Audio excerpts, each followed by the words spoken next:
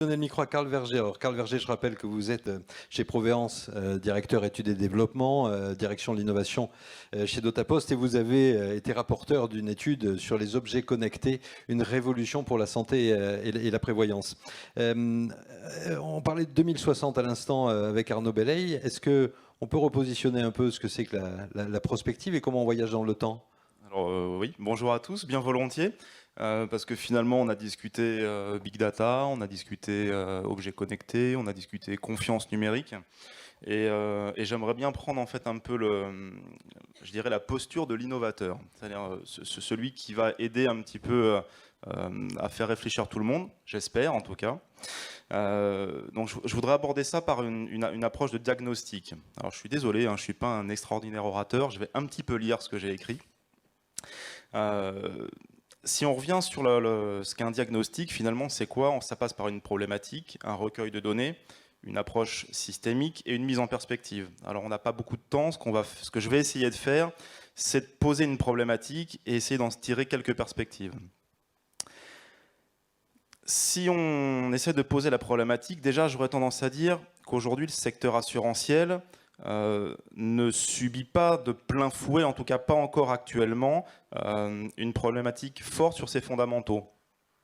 Par contre, on peut établir une matrice d'impact, et je positionnerai 2 points sur cette matrice d'impact. Le premier, je dirais que d'une part, on voit qu'il y a une arrivée massive de technologies, d'innovations encore peu ou mal maîtrisées par les acteurs historiques, et le corollaire qui va avec, comme vous l'indiquiez, qui est l'arrivée et la volonté des GAFA, donc des Google, Amazon et autres, à vouloir préempter ce marché assurantiel en s'appuyant sur leur expertise technologique et des moyens financiers qui sont assez gigantesques, voire hors normes. D'autre part, je voulais aborder ce sujet-là. Je pense qu'il y a une lame de fond qui est peut-être un peu plus structurelle, celle-ci, qui est en train d'émerger, venant potentiellement changer un peu notre rapport à la vie et à nos relations sociales. On voit pointer le nez du transhumanisme. Alors, je ne sais pas si ça parle à tout le monde, mais on aura l'occasion d'en reparler dans la journée. De l'accroissement de la vie lié au transhumanisme, d'une hyperconnexion, d'un Internet où tout objet et tout homme finalement sera connecté, et finalement, on pourrait dire que ça permettrait à l'humanité d'aller toucher un peu du doigt l'ubiquité, voire l'omnipotence.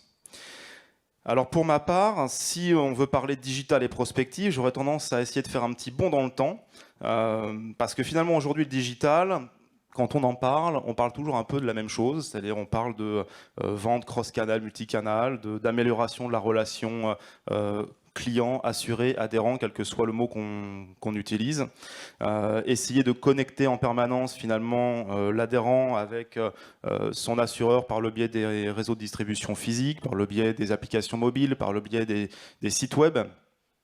Alors tout ça, c'est très bien, c'est nécessaire, ça existe, ça sert de fondation certainement pour l'avenir, mais sans vouloir froisser qui que ce soit, et juste pour titiller un peu, je pense qu'on parle du passé.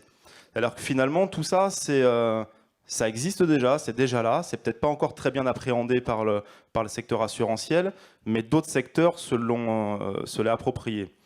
Donc, tout ça pour dire, finalement, ça, c'est un peu hier. Donc, ce que j'aimerais bien essayer d'évoquer, c'est, en m'appuyant sur ce qu'indique Edgar Morin, un sociologue, Edgar Morin indique « Si nous voulons éviter une faillite de nos prospectives, nous devons arrêter de nous borner à transposer dans le futur les grandes tendances du présent. » Et finalement, c'est ce qu'on est un peu en train de faire là.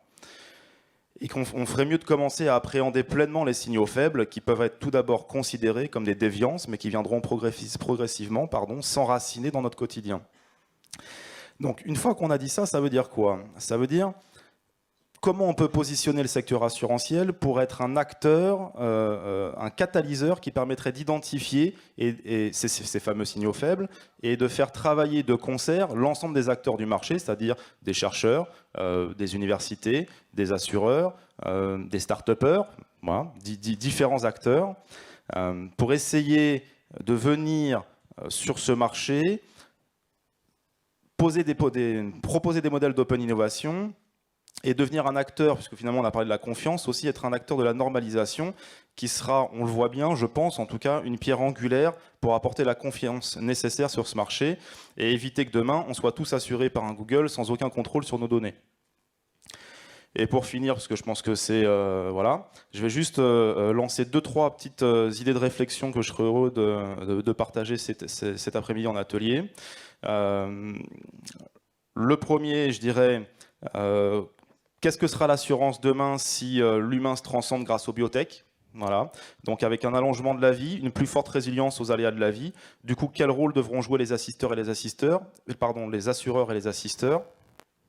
Et il y a un autre point que je trouve assez amusant, qui est et si demain, finalement, l'assuré devenait son propre assureur ou réassureur par le biais de business model de type crowdfunding? Voilà. Merci. Ça c'est une question. C'est de vous entendre parler de Google qui pourrait être mon assureur qui me faisait réagir et pas forcément le temps, Carl Verger. Merci.